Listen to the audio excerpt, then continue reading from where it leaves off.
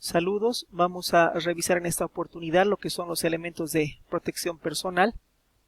Vamos a empezar diciendo que los elementos de protección personal son cualquier equipo o dispositivo destinado para ser empleado por el trabajador, en este caso el personal de salud, para protegernos de uno o varios riesgos y así aumentar nuestra seguridad en nuestro lugar de trabajo.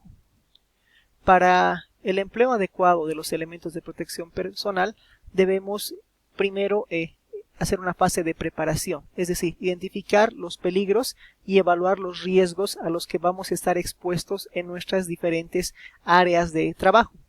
Y además se debe de forma posterior garantizar que haya condiciones para llevar una adecuada higiene de manos. Es decir, que el lugar donde se vayan a implementar o empezar a utilizar los elementos de protección personal tengan acceso a desinfectante con alcohol gel para las manos o acceso a un lavamanos que tenga jabón y toalla de un solo uso. Asimismo, se debe buscar garantizar que los elementos de protección personal necesarios estén en el lugar adecuado y en el momento necesario. Los elementos de protección personal siempre se van a usar en el contexto de otras estrategias de control y prevención. No es que me pongo solamente los EPPs y con eso es suficiente. Siempre van a ir asociados a lo que es la fase de preparación y el lavado de manos. Y se van a usar de acuerdo a la actividad que vaya a realizar. Va a haber elementos de protección personal para una precaución de tipo estándar, o sea, la que habitualmente deberíamos usar en las áreas, por ejemplo, de internación o de contacto con fluidos de los pacientes. Va a haber elementos de protección personal cuando haya riesgo de contacto, cuando haya riesgo de exposición por gotículas o por aire, ¿no? Entonces es importante que nosotros identifiquemos a qué tipo de riesgo vamos a estar sometidos, ¿no? Y se debe vigilar si el personal sanitario usa adecuadamente los elementos de protección personal, que es fundamental, porque el uso inadecuado va a generar más bien efectos adversos y nos puede incrementar más bien el riesgo en lugar de protegernos.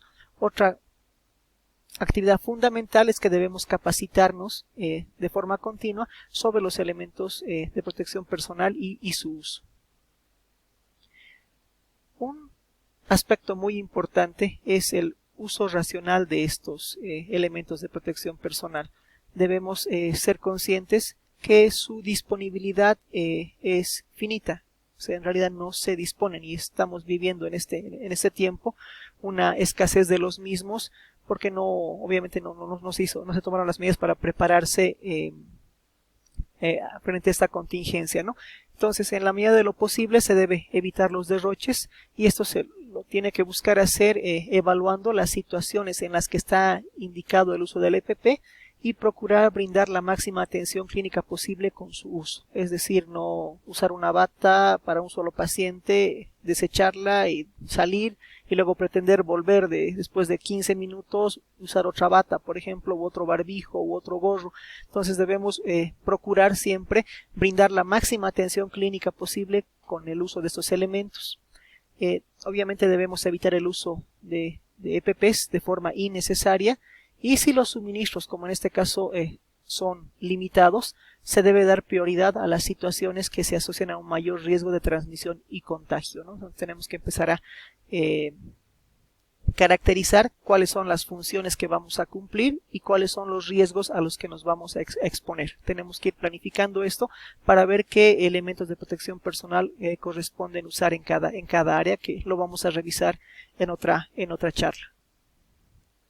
Ahora vamos a empezar a describir los elementos de protección personal que normalmente deberíamos usar y que vamos a tener seguramente para atender a nuestros pacientes. Los guantes, que obviamente su propósito va a ser impedir el contacto de la piel con sustancias peligrosas como los fluidos corporales. Tenemos que saber que no se pueden reutilizar los guantes desechables. Una vez que me los retiro se tienen que ir a la bolsa de residuos.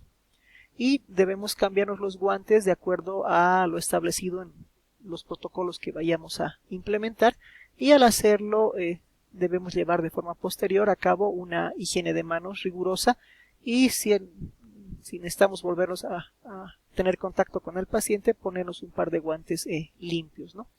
Los guantes hay de diferentes materiales, están los guantes de látex, están los guantes de nitrilo, que vamos a definir igual de forma posterior en qué caso los vamos a usar, ¿no? La bata, que hay también de diferente material, que algunas son resistentes, por ejemplo, al agua, otras son completamente impermeables, y también debemos definir qué tipo de bata vamos a usar de acuerdo a la actividad que vayamos a realizar. Y su función es proteger la piel e impedir que la ropa que está por debajo se ensucie cuando se llevan a cabo procedimientos que puedan generar salpicaduras o aerosoles o salpicaduras de sangre, humores orgánicos, secreciones o excreciones del paciente. Hay que elegir una bata que sea apropiada para la actividad y la cantidad de líquido o emisiones que probablemente vayamos a encontrar. Entonces eso es importante definirlo. Está la mascarilla médica, o la que conocemos comúnmente como barbijo, que va a servir para proteger la mucosa de la nariz y la boca de gotículas, derrames y salpicaduras. El uso de las mascarillas médicas debe estar definido para que se ajusten perfectamente a la cara y se desecharán inmediatamente después de usarlas. Tenemos que recordar que estos elementos en teoría son de un solo uso y que una vez que las hemos tocado, si hemos tocado su parte exterior y la hemos retirado, deberíamos desecharla, ¿no? Y usar una nueva.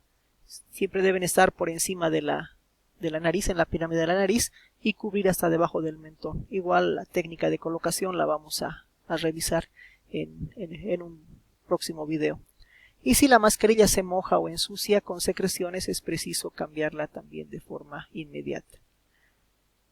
Luego están los respiradores con filtro de partículas, o los que conocemos como los N95, que pueden tener diferentes grados de filtración dependiendo del riesgo de aerosoles a los que estemos expuestos. Ahí hay diferentes estándares, ¿no? El FPP2, el FPP3 o el FPP1, ¿no?